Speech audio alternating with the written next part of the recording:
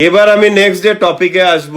ত্রিপুরাতে আপনারা দেখতে পাচ্ছেন ত্রিপুরার মানুষের দুঃখ কষ্ট এখন এতটাই বেশি যে ওরা যে কোনো একটা নতুন পার্টি যারাই বিজেপি জুমলার বিরুদ্ধে লড়বে বা ওদেরকে আশা দেখাতে পারবে ওদেরকেই ভোট দেবে। এটার উদাহরণ হলো এডিসি ইলেকশনের কয়েক মাস আগে টিপ্রামথা নামে একটা নতুন পার্টি ক্রিয়েট করা হয়েছে এবং টিপ্রামথা এডিসি ইলেকশন জিতে ওরা কিন্তু পাওয়ার এসছে, ফর্ম করেছে।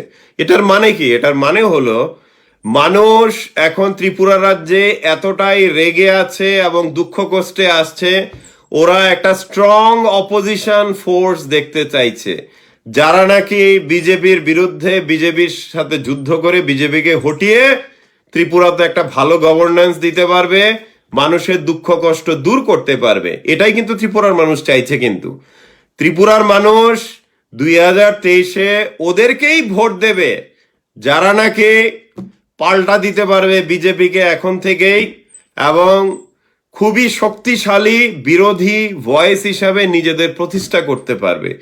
এই জন্য আপনারা দেখবেন তৃণমূলের লিডারশিপ কিছুদিন ধরে ত্রিপুরাতে আসছেন এবং দেখবেন মানুষের মধ্যে এত সাড়া কেন পাচ্ছেন। টিপ্রামথা একটা নতুন পার্টি, ইলেকশনের মাত্র এডিসি ইলেকশনের কয়েক মাস আগে মাত্র ফর্ম করেছে। কেন এডিসি ইলেকশন জিতলো? কারণটা কিছুই না, কারণটা হলো মানুষের মধ্যে যে ক্ষোভ, বিক্ষোভ, রাগ, বঞ্চনা, এগুলো কিন্তু ত্রিপুরার যে বিরোধী দল, সেই বিরোধী দল কিন্তু বা বিরোধী দল নেতা উনি সম্পূর্ণভাবেই ব্যর্থ মানুষের এই প্রত্যাশাগুলো পূরণ করতে। এখন বিজেপির ত্রিপুরাতে যেই অবস্থা, 2023-এর ইলেকশনে শুধু হারবে না, ওরা 1-2 সিট পাবে কিনা ভগবান জানে। কারণ ত্রিপুরাতে বিজেপির পপুলারিটি এখন নেই বললেই চলে। আর বিপ্লব দেব, আচ্ছা এবার আরেকটা প্রশ্ন, অনেকেই আমাকে জিজ্ঞেস করেছেন যে বিপ্লব দেবকে কি সরানো হবে কি হবে না। তো ভাই আমার উত্তর হবে, আমি তো কোনো জ্যোতিষী না, আমি একটা মিডিয়ার এডিটর, ওটাও আমি প্যাশনেট চালাই। আমার রুজি রুটি ত্রিপুরার মিডিয়া থেকে আসে না, ওটা ত্রিপুরার অনলি নন প্রফিট মিডিয়া। আমরা কোনো অ্যাডভার্টাইজমেন্ট বা কোনো রেভিনিউ ত্রিপুরা থেকে কোনোটাই কালেক্ট করি না। We are totally independent and unbiased non profit media. আমি ত্রিপুরা ইনফো এর এডিটর হিসেবে আপনাদের আমি যেটা বলবো যে এটা হচ্ছে গিয়ে ত্রিপুরাতে এখন যা দেখছেন, আপনাদের কি মনে হয় বিপ্লব দেবের কোনো মতো লোককে কোনো পার্টি চাইবে মুখ্যমন্ত্রীর পদে রেখে দিতে? একদমই না। ন্যাশনাল মিডিয়া থেকে বিভিন্ন মিডিয়াতে নিশ্চয়ই নিউজ দেখেছেন যে কর্ণাটকের মুখ্যমন্ত্রী এবং ত্রিপুরার মুখ্যমন্ত্রীকে বদলানো হবে। এর মধ্যে দেখা গেল কর্ণাটকের মুখ্যমন্ত্রীকে বদলানো হয়ে গেছে, কিন্তু ত্রিপুরার বিজেপিতে কিন্তু অনেক পরিবর্তন আসছে। যেমন হচ্ছে ত্রিপুরা বিজেপিতে কিন্তু নতুন একজন জেনারেল সেক্রেটারি নিয়োগ করা হয়েছে বিজেপি হেডকোয়ার্টার থেকে, এবং ত্রিপুরা বিজেপির রাশ কিন্তু বিপ্লব দেব থেকে অলরেডি নিয়ে নেওয়া হয়েছে। ত্রিপুরা বিজেপিতে নতুন জেনারেল সেক্রেটারি নিয়োগ করা হয়েছে, আমি নামটা ভুলে গেছি, কি বর্মন হবে নাম। তো যাই হোক, ত্রিপুরার বিজেপিতে ওরা নিজেদের তাগিদেই চেঞ্জ করবে। দেখুন বিপ্লব দেব চেঞ্জ হবে কি না হবে ওটা বিজেপির মাথা ব্যথা, এটা আমার আপনার মাথা ব্যথা না। এরকম মূর্খকে মুখ্যমন্ত্রীর পদে রাখলে পরে পার্টি এমনিতেই গোহারা হারবে, আরো গোহারা করবে, কোনো কালই আসতে পারবে না ত্রিপুরাতে। নেক্সট হচ্ছে গিয়ে রতনলালের মতো দেখুন এরকম বাটপার বা এরকম করাপ যদি আপনি মন্ত্রিত্বতে বসান, আপনি কি পাবেন? কিছুই পাবেন না। এবার ত্রিপুরাতে যে পলিটিক্যাল এখন যে সিচুয়েশনটা ক্রিয়েট হচ্ছে, যেটা আমি দেখতে পাচ্ছি, সিপিএম কে যদি ভালো রেজাল্ট করতে হয় এখন থেকেই মাঠে নামতে হবে এবং শক্তিশালী ভাবটা, মানে সিপিএম যে একটা শক্তিশালী পার্টি, এটা সিপিএম নিজেদের মানুষ এবং সাধারণ মানুষের মধ্যে এটা প্রচার করতে হবে। দেখুন আপনাদের পার্টির অফিস পোড়ানো হলো না, আপনাদের কাউকে পোড়ানো হলো, আপনারা যদি গলায় একটা প্লে কার্ড লাগিয়ে আগরতলার রাস্তাতে দাঁড়িয়ে যদি স্লোগান দিন যে এটা আমরা মানবো না, মানছি না, তাতে সাধারণ মানুষের কাছে আপনারা কি মেসেজ দিচ্ছেন? আপনারা মেসেজ দিচ্ছেন যে আপনাদের কোনো বাহুবল নেই, কোনো শক্তি নেই, আপনারা দুর্বল, মিনমিন করে কিছু চিৎকার করছেন। আপনারা জেগে উঠুন, এটা বুঝতে চেষ্টা করুন, এখন ভদ্রলোকের পলিটিক্সের দিন না, এখন হচ্ছে বাহুবলের দিন। যার কাছে লাঠি থাকবে সেই এখন রুল করবে, যার কাছে শক্তি ওই জন্য। এই জন্য পলিটিক্সটাকে আপনারা এখন নূতন যে পলিটিক্স যেটা ইউপি বিহারে চলতো, বিজেপি বা বিপ্লবদের যেটা ত্রিপুরাতে ইম্পোর্ট করেছে, আমদানি করেছে, ওই পলিটিক্যাল স্টাইলের সাথে আপনারা অ্যাডাপ্ট করুন। না হলে ত্রিপুরা সিপিএম কিন্তু 60টা মানে অ্যাসেম্বলি সিটে মানে ক্যান্ডিডেটও দিতে পারবে না। এখন যা অবস্থা শুরু হয়েছে, অর্গানাইজেশন ভাঙছে, পার্টি অফিস পোড়ানো হচ্ছে, এই অবস্থা। এবার আমি তৃণমূলের কথায় আসি, কংগ্রেসের কথায় আসি। কংগ্রেসের কথাটা বলি, অপোজিশন লিডার। আমি সব পার্টির কথাই বলছি যাতে কেউ না বলতে পারে কোনো পার্টির দালাল আমি। তো এই জন্য জানেন তো ত্রিপুরায় বিজ্ঞ লোকের অভাব নেই এবং অতি পাকা লোকের ইচ্ছে মানে কি বলবো প্রচুর। ত্রিপুরাতে দেখুন, ত্রিপুরা কংগ্রেসের এখন যেই অবস্থা, একদমই মানে গোষ্ঠীদ্বন্দ্ব চারিদিকে। আমি জানি না ওরা কি করবে পলিটিক্যালি। তৃণমূল ত্রিপুরাতে আসা, এটা ত্রিপুরার যারা বিরোধী যে স্পেসটা আছে, ওই স্পেসটা কিন্তু তৃণমূল তাড়াতাড়ি কাভার করে নিচ্ছে। কারণটা হচ্ছে দুটো। প্রথম কথা হচ্ছে এই আইপ্যাক এর কয়েকজন সাধারণ শান্তশিষ্ট ছেলেদের ত্রিপুরাতে আগমনে বিপ্লব দেব যে ভয় দেখিয়েছে, মানে একদম কাচুমাচু অবস্থা, কাঁধে কাঁধে প্রায় পুলিশ লেলিয়ে দিয়েছে, এসপি ডিএসপি সব যাচ্ছে, প্রেস কনফারেন্স করছে, কেস লাগানো হয়েছে ডিজাস্টার ম্যানেজমেন্টে যে আইপ্যাক এর কর্মীদের হাউস অ্যারেস্ট করে আমি এমন দৃষ্টান্ত স্থাপন করব যে ত্রিপুরাতে আর কেউ পা রাখবে না। কিন্তু এই মূর্খ ভুলে গেছে আইপ্যাক এর খালি 25 জন না, 70, 80 বা 100 জন ত্রিপুরা রাজ্যে অনেকদিন আগে থেকেই চড়ছে, ওরা পুরো সার্ভে করছে, এখনো আছে ওরা।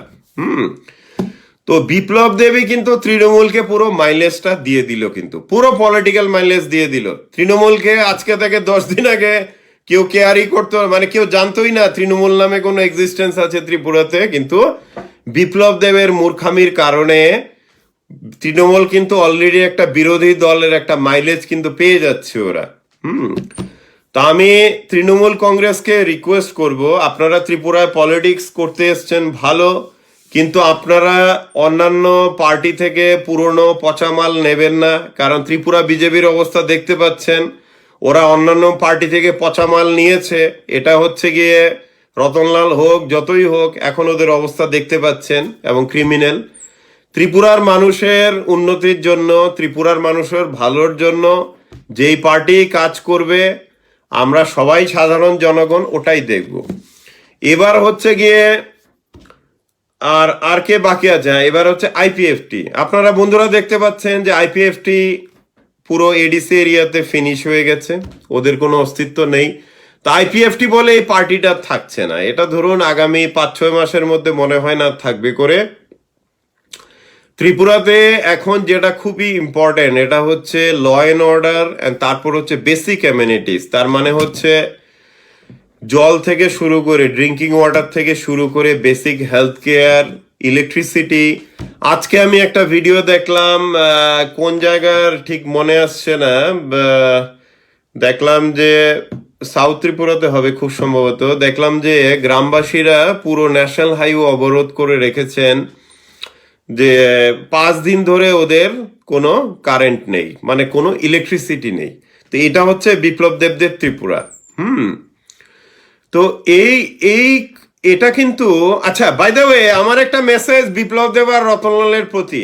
দেখুন, আমরা সবাই জানি, বাই দ্য ওয়ে আপনাদের বন্ধুদের একটা কথা বলছি, আইপ্যাক এর এই সাধারণ ছেলেদের বিরুদ্ধে বিপ্লব দেব যেভাবে পুলিশ নামিয়েছে 3 দিন পরে, তো আপনারা যারা আমাকে জিজ্ঞেস করছেন আমি ত্রিপুরাতে আসছি না কেন, তো ভাবুন আমি ত্রিপুরাতে যদি পা রাখি, বিপ্লব দেব হয়তো মিলিটারি লাগিয়ে দেবে, কেমন? তো এরকম যদি ও ভয় পায়, যারা নাকি বিরোধী, মানে এত বড় কাপুরুষ এগুলো বলার আর অপেক্ষা রাখে না। তারপরে আমি বলবো যে ত্রিপুরাতে এখন পলিটিক্স খুবই জমে উঠেছে এবং 2023-এর ইলেকশনে যারাই বিজেপি থেকে বঞ্চিত, যারাই বিজেপিকে ভোট দিয়েছিলেন 2018-তে, এটা 10,330 টিচার থেকে শুরু করে সাধারণ যুবতীরা এবং যারা নাকি আনএমপ্লয়েড ইউথ, ওদের ভোটেই তো বিজেপি এসছে 2018-তে।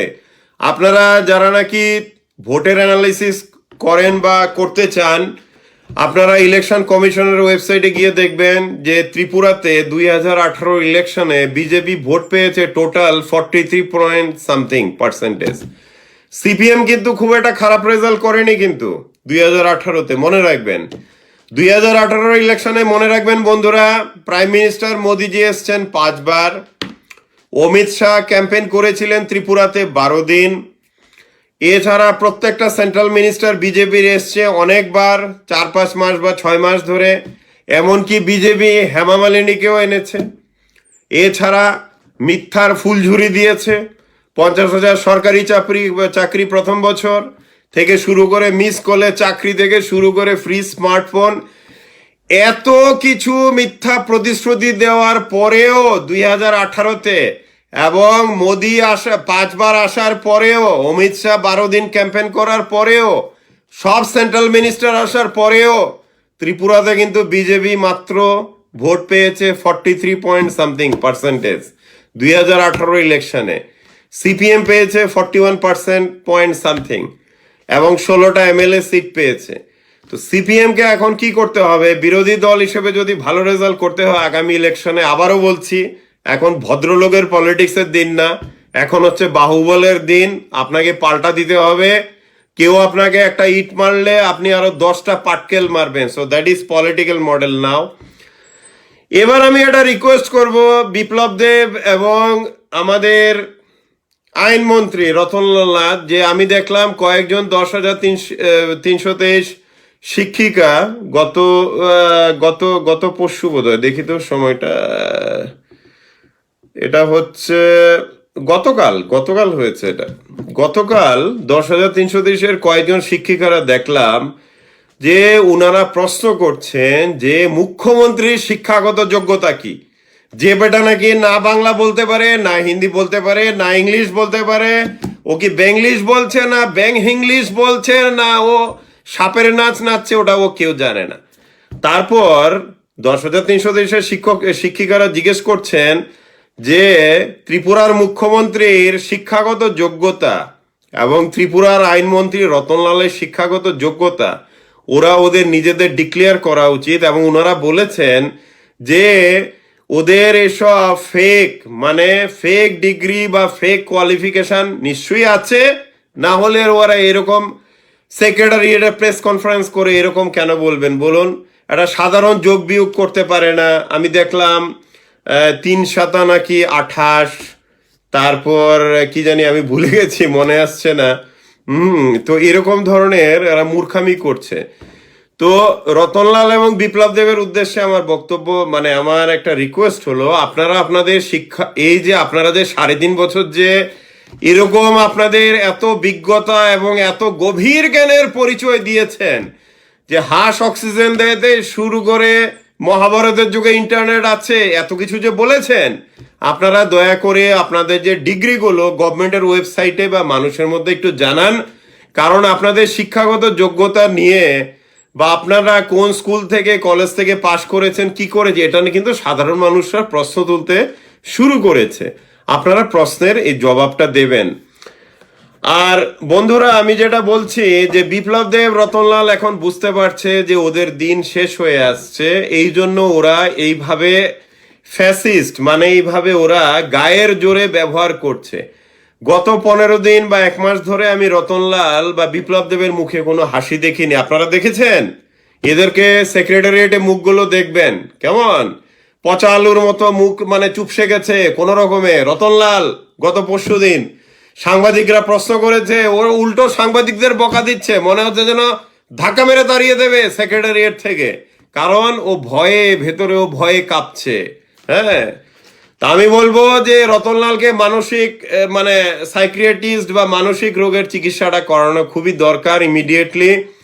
আর রতনলাল যদি ত্রিপুরা বিজেপি গভর্নমেন্টের ফেস হয়ে থাকে এইভাবে, তাহলে বিজেপির ধ্বংস ভগবানও আটকাতে পারবে না।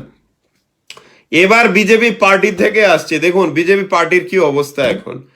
বিজেপির যে ত্রিপুরাতে চিফ স্পোক্সম্যান, আমি নামটা নাই নিলাম, আপনারা জানেন ও উদয়পুরে মাস্টার ছিল। উদয়পুরে ক্লাস 9-এর এক ছাত্রীর সাথে ও কি বলবো, আমি টার্মও ইউজ করতে চাইছি না, সমস্ত পত্রপত্রিকায় এসছে।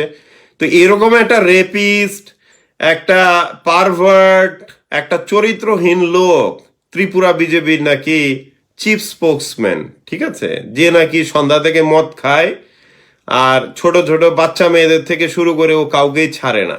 তো এই ধরনের লম্পট চরিত্রহীনরা যদি ত্রিপুরা বিজেপির ফেস হয়, আর এই পাগল ছাগল গাঁজাখোর এরা যদি আইনমন্ত্রী বা সেক্রেটারিয়েটে যদি গভর্নমেন্টের মুখ হয়, তা আপনারা বুঝতেই পারছেন ত্রিপুরা বিজেপির কি দশা হবে 2023-এর ইলেকশনে।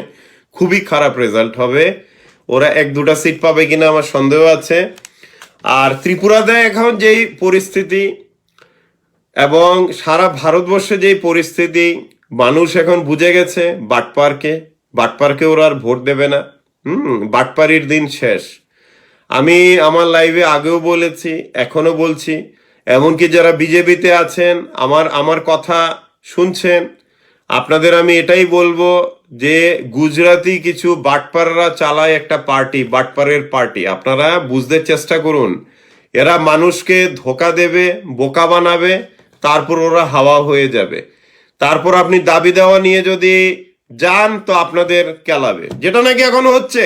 এই 10,323-দের গত বছর অক্টোবর 2020 অক্টোবরের 3 তারিখ বিপ্লব দেব, রতনলাল ওরা যখন মহাকরণ বা সেক্রেটারিয়েট অবরোধ করছিলেন, এই 10,300 টিচারদের ডেকে নিয়ে বিপ্লব দেব বলেছে কিন্তু যে 1 মাসের মধ্যে আমি সমস্যার সমাধান করব। সেপ্টেম্বরে না অক্টোবরে আমার ঠিক মনে নেই, কিন্তু সেক্রেটারিয়েটে কিন্তু বিপ্লব দেব ওদেরকে ডেকে 10,300 বলেছে যে আমি 1 মাসের মধ্যে আপনাদের প্রবলেম সলভ করছি, রেগুলারাইজ করছি। কিন্তু তারপর কি করলো 10,300 এই কনকনে ঠান্ডার ভিতরে ওনারা আন্দোলন করলেন, এবং কি হলো এই জানুয়ারি মাসে বোধহয় পুলিশ দিয়ে নির্মম ভাবে শিশুদের, ছোট বাচ্চাদের উপরে ওনারা শীতে ঘুমিয়েছিলেন সিটি সেন্টারের সামনে, ওদেরকে রক্তাক্ত করে ওদের আন্দোলন শেষ করলো। এটা বিপ্লব দেব করেছে কিন্তু মনে রাখবেন। তো ওর হাত অনেক রক্তে রাঙানো হয়ে গেছে অলরেডি। তো ওর দিন শেষ হয়ে আসছে, ও নিজেও বুঝছে। এবং 10,300 এই যে প্রোটেস্ট করলো কয়েকদিন, মানে ওরা 4-5 জন জড়ো হলে পরেই কয়েকশো পুলিশ নেমে পড়ে, বিপ্লবের এত ভয়। এবং আপনারা দেখবেন বিপ্লব দেবের ভয় চারিদিকে, এটা সিপিএম এর মিছিল হোক কি আইপেকের তৃণমূলের লোক হোক, তারপর দেখবেন যে 10,300 হোক। কিন্তু এখানে একটা মজার ব্যাপার হলো, বিপ্লব দেব, রতনলাল যেহেতু কাপুরুষ, এদের বিরুদ্ধে আপনারা একটা জিনিস লক্ষ্য করবেন। তৃণমূলকে দেখুন, আইপেকের উপরে যেই নাকি ওরা পুলিশ নিয়ে হাউস অ্যারেস্ট করলো, তৃণমূল কি করলো, সাথে সাথে ওরা মিনিস্টার লয়ার করে এক ঝাঁক টিম ওরা পাঠিয়ে দিল। এটা দেখে সেরে ন্যাশনাল মিডিয়াকে ওরা ইনভলভ করলো। এতে কিন্তু ভয় পেয়ে গেল দিল্লি থেকে, এবং বিল্লু কিন্তু বিপ্লব দেব এতটাই ভয় পেল, সাথে সাথে কিন্তু পুলিশ সব তুলে নিল। তো আপনারা তৃণমূলের যে পলিটিক্যাল মডেলটা আছে এটা দেখুন ত্রিপুরাতে, যে এরা যখন আপনাদের অ্যাটাক করবে আপনারা পাল্টাতে যান। পাল্টাতে গেলে পরে মানুষও আপনাদের রেসপেক্ট করবে, মানুষও সাহস পাবে, আপনাদের নিজেদেরও শক্তিশালী হিসেবে দেখা হবে। তো বন্ধুরা, অনেক কথা অনেক আছে, টপিক আছে, আপনাদের ডাটা শেষ হয়ে যাচ্ছে, আমারও সময় প্রায় শেষ হয়ে যাচ্ছে। আপনারা ভালো থাকবেন। ত্রিপুরার মাটিতে আমি অবশ্যই পা রাখবো, সেই সময় আসছে শিগগিরই, আমাকে দেখতে পাবেন। আমিও ত্রিপুরার ছেলে, আপনারাও ত্রিপুরার, আমরা ভাই বোনেরা, আমরা সবার আমাদের দেখা হবে ত্রিপুরা রাজ্যে। দিল্লি থেকে বা এদিক থেকে কিছু বাটপার, কিছু কুলাঙ্গার এসে ত্রিপুরাকে দখল করে রেখেছে, চারিদিকে ফ্যাসিজম করছে, ডিক্টেটরশিপ করছে, চারিদিকেও পুলিশ লেলিয়ে রেখেছে। ওতে কিছু হবে না। গণতন্ত্রে মানুষের কথাই শেষ কথা। And next thing is truth always wins. আমি লাইভ শেষ করার আগে ত্রিপুরার এখন পুলিশের যে খুব গুটি কয়েক কিছু মানুষ, পুলিশ অফিসাররা যে বাড়াবাড়ি করছেন, আপনারা মনে রাখবেন এটা আপনাদের একটা গভর্নমেন্ট জব। আপনারা রুলস অ্যান্ড রেগুলেশন ফলো করুন, আপনারা ইলিগেল কাজ করতে যাবেন না। আইপেকের ওদেরকে আটকে রাখা, এইভাবে কোশ্চেনিং করা থেকে শুরু করে ইট ওয়াজ ভেরি ইলিগাল। সিপিএম এর মিছিল মিটিং এও এইভাবে অ্যারেস্ট করা, দ্যাট ইজ ইলিগেল। 10,300 দেশকে এইভাবে অ্যারেস্ট করা, দ্যাট ইজ ইলিগেল। আপনারা ত্রিপুরা পুলিশের মধ্যে যারা ইলিগেল কাজ করছেন, take it as a warning or a good advice. আপনাদের মুখ্যমন্ত্রী যেই বদল হবে, আপনাদের কিন্তু চাকরি আপনারা খোয়াবেন, আপনাদের বরখাস্ত করা হবে, সাসপেন্ড করা হবে, তারপর বিভিন্ন কেস এনে আপনাদের কিন্তু জেলে পোরা হবে, আপনাদের জীবন ধ্বংস হয়ে যাবে। তাই আপনারা এখন থেকে যেই অর্ডার দেখ, বিপ্লব দেব অর্ডার দেখ না ওর বাপ অর্ডার দেখ, আপনারা ইলিগেল কিছু করবেন না। You do not do anything illegal. You are wearing a uniform and respect that uniform as a policeman or police officer or even IAS officer or TCS officers. You do not insult your uniform and become a slave of a bloody politician. আরে এগুলোকে 2 টাকার politician নাকি এগুলো? এখন মুখ্যমন্ত্রী আইনমন্ত্রী হয়ে বসেছে। এদের কথাতে আপনারা যারা পুলিশে আছেন, অ্যাডমিনিস্ট্রেশনে আছেন, আপনারা আইন মেনে কাজ করুন, আইনের কোনো অপপ্রয়োগ করবেন না। এটার মানে হলো আইপ্যাকের স্টাফেরা একটা হোটেলে আছে, ওদেরকে ডিজাস্টার ম্যানেজমেন্ট অ্যাক্টে নিয়ে ইলিগালি আপনারা কেস লাগাবেন না, যেটা সিজেএম চিফ জুডিশিয়াল কোর্ট থেকে এগুলো সব বাতিল করে দিয়েছে। আপনারা যারা পুলিশে আছেন, অ্যাডমিনিস্ট্রেশনে আছেন, that will be my advice. You are all government servant, follow everything rules and regulation, but do not bend down yourself to this 2 টাকার মানে কি বলবো যে 2 পয়সার politician. You follow rules and regulations, you follow rule of law, you follow Indian constitution and respect democracy. You do not do any undemocratic thing just because a politician ordered you, because you have to understand you are a government servant. And sooner or later, chief minister and party will change, and then revenge will happen. You will be prosecuted, and you will be dumped into jail. যারা IAS IPS আছেন ত্রিপুরায় বা TCS TPS, আমি request করব, যদি chief secretary বা ex chief secretary Yashpal Singh এর মতো একটা রেসপেক্টেড পার্সোনালিটিকে দিল্লি থেকে টেনে এনে বিপ্লব দেব ভুয়া কেস লাগিয়ে যদি 3 মাস বিশালগড় জেলে রাখতে পারে, তার মানে বিপ্লবদের যখন মুখ্যমন্ত্রী থাকবে না, তখন পরের মুখ্যমন্ত্রী বা গভর্নমেন্টও এখন যারা পুলিশে বা অ্যাডমিনিস্ট্রেশন থেকে বাড়াবাড়ি করছে, আপনাদেরও কিন্তু ধরে এনে এইভাবে জেলে ঢোকানো হবে, চাকরি ছাঁটাই করা হবে, আপনাদের জীবনও কিন্তু বরবাদ হবে। So do not misuse law, respect democracy, make sure you are wearing an uniform, you are not slave of any bloody political party, you are here to serve the democracy and you do it. Do not do any illegal steps.